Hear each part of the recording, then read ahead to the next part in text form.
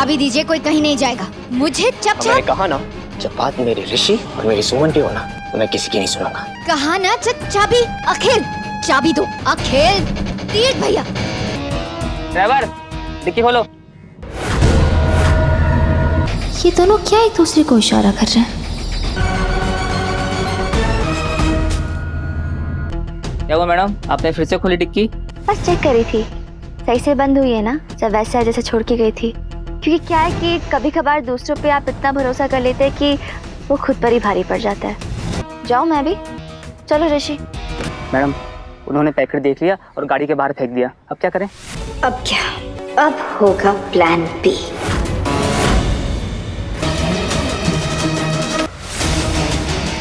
ये पैसे कहाँ से आए? कांस्टेबल गाड़ी रोको। रोकिए रोकिए, गाड़ी रोकिए। मैडम कांच पीछे करो। एक जगह तो चेक करना भूल ही गए। सुमन इंदौरी के आने वाले एपिसोड में एक अलग ही ट्विस्ट देखने को मिलने वाला है। यहाँ पर देविका और सुमन के बीच में दंगल होता है, सुमन जीत जाती है।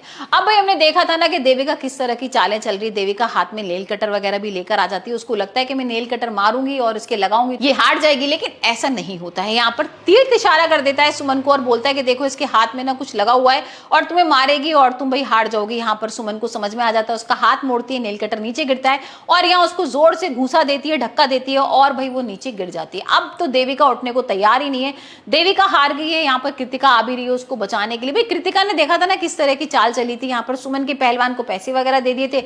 इन लोगों को लग रहा था दोनों बहनों को कि भाई अब तो कोई पहलवान आएगा नहीं और हम जीत जाएंगे, लेकिन उनको ये नहीं पता था कि सुमन इस बार पूरी तैयारी से आई है और हम देखते हैं कि सुमन जीत गई है। लेकिन अब तीर्थ की बारी होती है, तीर्थ आता है, उसको तीर्थ चैलेंज करता है कि ठीक है भाई तुम अगर औरत से ही लड़ना चाहती हो, उससे जीत गई हो तो ये कोई जीत थोड़ा ना मानी जाएगी, मेरे से लड़के दिखाओ।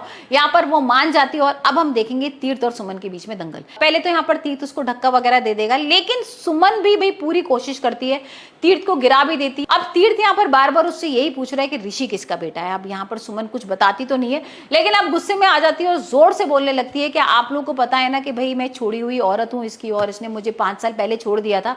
अब मैं आपको एक चीज और बता देती हूँ कि भाई जो ऋषि है ना वो तीर्थ का बेटा नहीं है, वो किसी और का बेटा है। ये सुन के तीर्थ के होश उड़ जाते हैं और तीर्थ भाई यहाँ से सब कुछ छोड़ छाड़ के चला जाता है।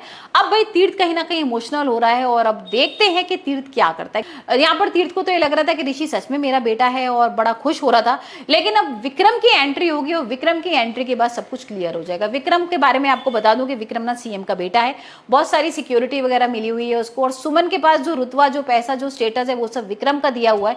विक्रम ने उसकी बहुत मदद की है और अब देखते हैं कि जब विक्रम का सच आएगा तब देविका और तीर्थ क्या करने वाले हैं, कौन सी नई प्लानिंग करेंगे और यहाँ पर भाई सीएम की कुर्सी किसको मिलेगी। यहाँ तक अभी जिस तरीके से सुमन लड़ रही है तो लग रहा है कि भाई सुमन 100% सीएम बन जाएगी।